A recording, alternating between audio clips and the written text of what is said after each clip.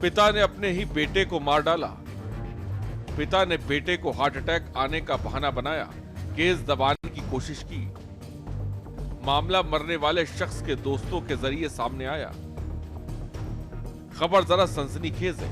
दरअसल कर्नाटक के बेलगावी जिले के चिक्कोडी शहर के इंदिरानगर में रहने वाले किरण अलोरे की मौत हो जाती है। मृतक किरण के पिता निजगुनी अलोरे सोमवार रात 11 बजे मृतक किरण के दोस्तों को फोन करते हैं। वे फोन करके कहते हैं कि किरण को हार्ट अटैक आया है।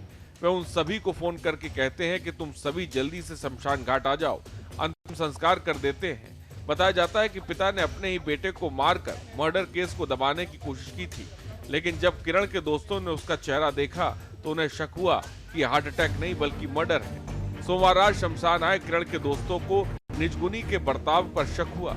किरण ने अपनी पत्नी को भी बताए बिना अपने बेटे का अंतिम संस्कार कर दिया। इससे भी उसके दोस्तों को शक हुआ। अपने रिश्तेदारों को बताए बिना या अपने माता पिता को उसका चेहरा दिखाए पापी पिता निजगुनी ने अंतिम संस्कार कर दिया। पुलिस से मिली जानकारी के मुताबिक किरण की हत्या निजगुनी ने सोमवार दोपहर को की थी। उस्मान मुल्ला, जिस होटल में निजगुनी काम करता था, उसका मालिक इस हत्या में उसका साथी था। बताया जाता है कि मृतक किरण पिछले कुछ दिनों से शराब का आदी था और कहा जाता है कि वह उस होटल में जाता था जहां उसके पिता काम करते थे और पैसे के लिए उन्हें परेशान करता था। इसलिए दुष्ट पिता निजगुनी और अजंता होटल के मालिक उस्मान ने किरण की हत्या करने की योजना बनाई।